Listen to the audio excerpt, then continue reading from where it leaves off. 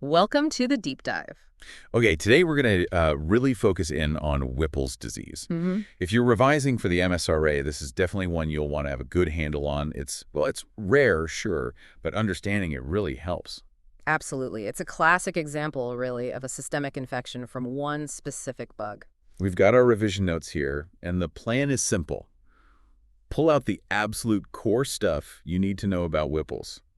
From what it is, right through to how it can go wrong, make it stick. Sounds good. Let's do it. Okay, so starting right at the beginning, definition. What exactly is Whipple's disease? Right. So fundamentally, it's a rare systemic infectious disease.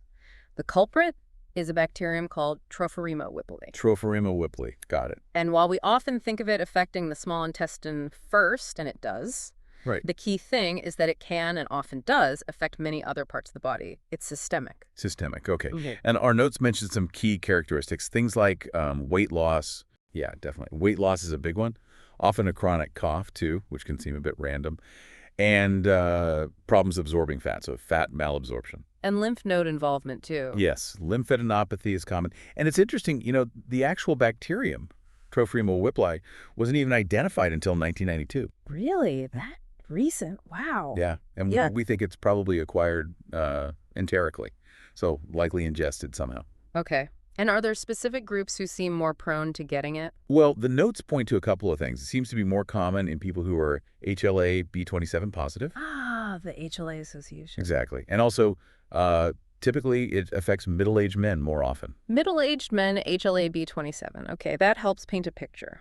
So that leads us to the cause, the etiology. It's simply this bacteria. Pretty much, yes. The direct cause is getting infected with Tropheryma whipplei, most likely, as we said, through ingestion. Right. But why do some people get it? Are the risk factors clear beyond the HLA link and the demographic? Well, they're not super well defined, to be honest. Research is ongoing. But there's definitely a suggestion that genetic factors play a role. Maybe some kind of immune system dysfunction makes certain people more susceptible. Which fits with the HLA link. Exactly. And we see it more in white populations. Plus, there have been family clusters reported, which again points towards some sort of immunogenetic component. Interesting. Any geographical patterns? It does seem to be more prevalent, or at least more reported, in Western Europe and North America. Okay. And I remember seeing something about occupations. Yeah, there's a slight suggestion maybe of higher risk for people like sewage plant workers, farmers, agricultural workers. It hints at potentially an environmental source or exposure route, but it's not concrete. Plausible. And any other specific genetic markers mentioned besides B27? Yes, the notes also list HLA, GRB113, and DQB106 alleles as possibilities that researchers are looking into for susceptibility. Okay, so it seems like it's probably a mix. You encounter the bacteria, and maybe you have a certain genetic or immune background that makes you more likely to develop the disease. That seems to be the current thinking, yeah. So let's talk pathophysiology. What actually happens inside the body once someone's infected? Step by step. Okay. So the bacteria, Tropheryma whipplei, it invades the lining of the small intestine, the mucosa. Right. This invasion triggers inflammation. And what's kind of central to the disease is that this inflammation damages the cells responsible for absorbing nutrients in the intestine. Ah, the absorptive cells. So that's the direct cause of the malabsorption symptoms we mentioned earlier, like the fatty stools. Precisely. If those cells are damaged, your body just can't absorb nutrients properly, especially fats. And because it's a systemic infection, this initial problem in the gut doesn't stay localized. It kind of sets off a cascade leading to symptoms in other organs and systems. Okay, so gut invasion, inflammation, cell damage, poor absorption, and then systemic spread. Makes sense. Now, given this wide range of symptoms, gut problems, cough, joint pain, weight loss, there must be quite a few other conditions that could look similar, right? What are the differential diagnoses we need to consider? Absolutely. It's broad. For revision, it helps to group them. So first, think about other things causing malabsorption. Okay, like what? Well, coeliac disease is a big one. Yeah. Tropical sprue, maybe intestinal lymphoma, or even autoimmune enteropathy. Right, other things messing with gut absorption. And what about conditions that mimic the systemic features, like the joint pain or fever? Yeah, that's the other category. You'd have to think about things like AIDS, especially with Mycobacterium avium complex infection. Also inflammatory conditions like sarcoidosis, reactive arthritis, Yep. familial Mediterranean fever, Behçet's disease, IBD, inflammatory bowel disease itself, and even TB, tuberculosis. Wow, that's a pretty extensive list. It really shows why it can be tricky to diagnose, especially given how rare it is. Exactly. Speaking of rare, let's zoom in on the UK. How often do we actually see Whipple's disease here? It is extremely rare in the UK. The notes really hammer this home. Okay. And the demographic is pretty much what we see globally, mostly middle-aged white men. Any actual numbers? Incidence or prevalence estimates? Yeah, the global incidence is estimated something like 1 to 6 case per million people per year. Mm. So tiny. And the prevalence is maybe around 1.1 per million. Really, really low numbers then. So if you do encounter a potential case, what are the key clinical features you'd be looking for? What are the main things that should ring alarm bells? Well, the presentation is notoriously varied, which is part of the challenge. But some symptoms are definitely more common. Weight loss is very frequent, often with anorexia, loss of appetite. Okay. Diarrhea is common too. Abdominal pain, joint pain, arthralgia.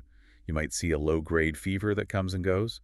And neurological symptoms can pop up. What about things like gas or fatty stools? Yes, flatulence and steatorrhea, that's the fatty stools from malabsorption, are definitely on the list. Even GI bleeding can happen. And that chronic cough we mentioned earlier that's also reported. It's quite a mix. Are there any specific signs you might see on examination? Sometimes, yeah. Skin hyperpigmentation, darkening of the skin can occur. And lymphadenopathy, swollen lymph nodes. The real takeaway is just how many systems can be involved. Joints, gut, fever, cough, CNS, heart, eyes, skin. It can hit almost anywhere. You mentioned neurological symptoms. Are those common? What kind of things are we talking about? They're not the most common feature, but they are important because they can be serious. Things like headache, ophthalmoplegia, problems with eye movements, dementia, seizures, ataxia, which affects coordination, and myoclonus, those sudden muscle jerks. That's quite a worrying list. Really drives home the systemic point. Now, for revision, trying to remember all that, is there a mnemonic that might help? Yes. The notes suggest thinking of a whip-hit individual. So, W for weight loss, H for hyperpigmentation, I for intestinal issues, P for polyarthralgia, another P for peripheral lymphadenopathy, and N for neurological signs. WHIPPN. Okay, WHIPPN. Weight loss, hyperpigmentation, intestinal polyarthralgia, peripheral lymphadenopathy, neurological. That's actually pretty useful. Helps tie the main ones together. Definitely. So let's say you suspect Whipple's based on this kind of picture. What investigations are key to confirming it? Right, diagnosis. It really hinges on getting tissue samples.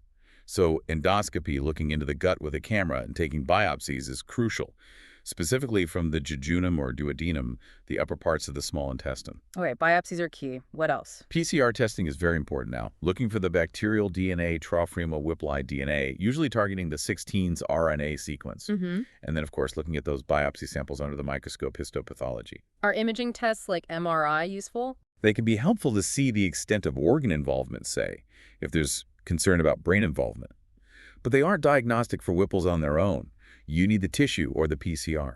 And what are you actually looking for in those biopsy results? What's the classic finding? The absolute hallmark is finding macrophages, a type of immune cell, stuffed with granules that stain pink with a special stain called periodic acid shift, or PAS. So PAS-positive macrophages in the lamina propria of the small intestine. PAS-positive macrophages. That's the money finding on histology. Yeah, that's the one to remember, yes. So it's really that combination, the clinical picture, the PAS-positive macrophages on biopsy, and maybe a positive PCR test. Exactly. Routine bloods or general malabsorption tests won't pinpoint it. They'll likely be abnormal, but not specific. You need the biopsy and or the PCR. Okay, diagnosis confirmed. How do we treat Whipple's disease, particularly thinking about UK practice? Treatment is basically long-term antibiotics. It's essential. Long-term, how long are we talking? Typically 1 to 2 years. It's a serious commitment. Wow. Okay. Which antibiotics? Several can be used. Ceftriaxone is common, often given intravenously initially, especially if there's neurological involvement. Then follow-up is often with oral cotrimoxazole, maybe for a year or more. Doxycycline and hydroxychloroquine are other options mentioned. So often starting with IV, then switching to oral for a very long time. That's a common approach, yes. The exact regimen can vary, but the long duration is constant. And is it just about taking the pills for 2 years? What about follow-up? Oh, follow-up is absolutely critical. Regular checks are needed, and often Repeat PCR testing is done, maybe even repeat biopsies sometimes, especially at the end of treatment, to make sure the infection is truly gone. Right, checking for clearance. Is there a quick way to remember the treatment principle? Maybe think Whipples with a long course of antibiotics, just to emphasize that extended duration. You can't cut it short. With it good for a long time. Okay, so finally, prognosis and complications. If patients get this long treatment, how do they generally do? The good news is, with the right treatment started promptly, the prognosis is generally good. Patients often feel better quite quickly symptomatically. That's encouraging. It is. But, and this is important, if it's not treated, it can be fatal because of all the potential organ damage. And even with treatment, while symptoms improve, getting full histological clearance, those PAS-positive macrophages disappearing can take longer. And what about relapse? Is that common? Unfortunately, yes. Relapse is a significant issue. The notes mention a relapse rate of around 40%, which is quite high. 40%? Wow. Yeah. So even after completing that long course of antibiotics, patients need really close long-term follow-up to watch for any signs of disease coming back. That relapse rate really underlines the need for that continued monitoring. Okay, so to quickly recap the key points for revision. Whipple's is rare, caused by Tropheryma whipplei, systemic effects starting in the gut. Think weight loss, cough, joint pain, gut issues, neurosigns, remember, WHIPPM. Diagnosis needs biopsy showing PAS-positive macrophages, and PCR helps.